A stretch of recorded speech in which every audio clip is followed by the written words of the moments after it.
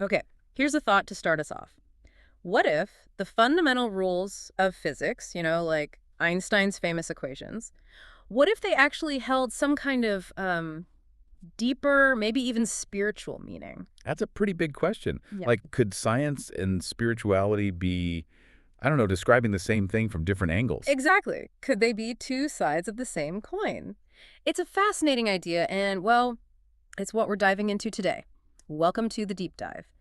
This is where we take source material you might find intriguing and really try to unpack its core ideas. And today we've got a really unique one. It's a document called Energy Matter Manifesto.pdf. Right. It calls itself a unified reflection on energy, matter, luminosity, proposing this, well, remarkable blend of physics equations and something more like metaphysical experience. Definitely trying to synthesize things you don't usually see put together quite like this. So our mission really is to explore how this document makes its case, specifically how it suggests matter can be thought of as resistance over time, Mm. and maybe even more profoundly, how it presents the transformation of energy into matter, not just as physics, but as evidence for a creative source. Yeah, it's a bold claim. It is. Oh. So get ready, because we'll be looking at how one single equation gets interpreted in, well, two very different ways, scientifically and spiritually, and how that leads to this surprisingly coherent picture of existence. You might find some real aha moments here, thinking about physics as maybe a metaphor for spiritual truth. It's fascinating because it doesn't just draw analogies, it tries to integrate them. It kicks off with a specific equation, JC fork equals ATS. Okay, let's break that down. JCS. Joules over the speed of light squared. That sounds familiar, related to E.C.2, right? Energy and mass. Exactly. From EC soup, we know energy divided by c squared gives you mass, or at least the dimensions of mass. So the left side is fundamentally about mass. And the right side. ES omega over seconds. Omega is ohms resistance. That's it. Electrical resistance measured in ohms divided by time in seconds. So the document is basically putting mass on one side and resistance per unit time on the other. Which isn't an equation you see in a standard physics textbook. Mass equals resistance over time. How does the document justify that connection? Well, that's where it gets interpretive. It's not claiming a direct equivalence in the way physicists normally would. Instead, it uses dimensional analysis. Wow, looking at the fundamental units. Right. It breaks down the ohm ADT into its base SI units, kilograms, meters, seconds, amperes, and then divides by seconds.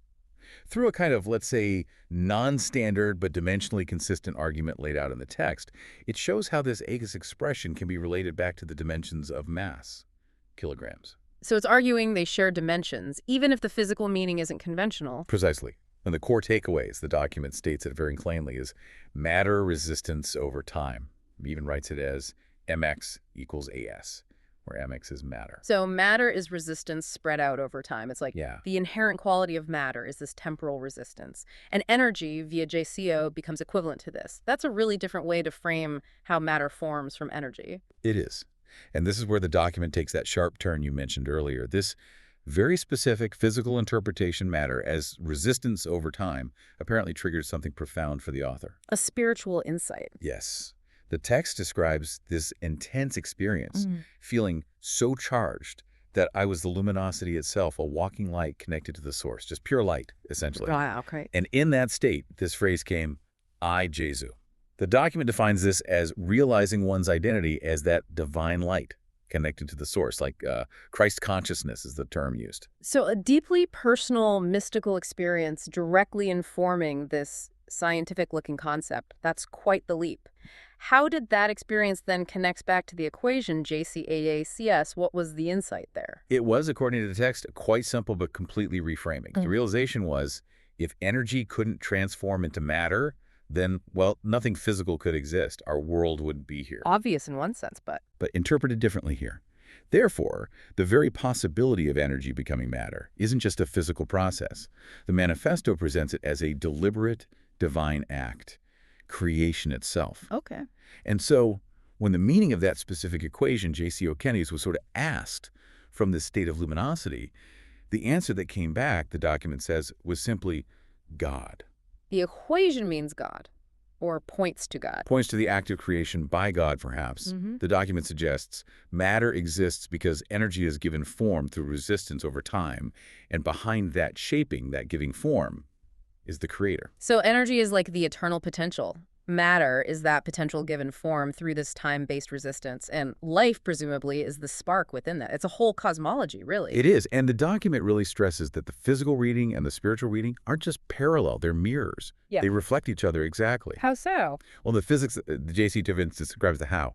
The mechanics, Yeah. energy, resistance, time, the space-time framework that allows things to manifest. Process. But the spirituality describes the why, the creative intention, the divine light, the presence of the source making it happen and keeping it going. Okay, I see the distinction.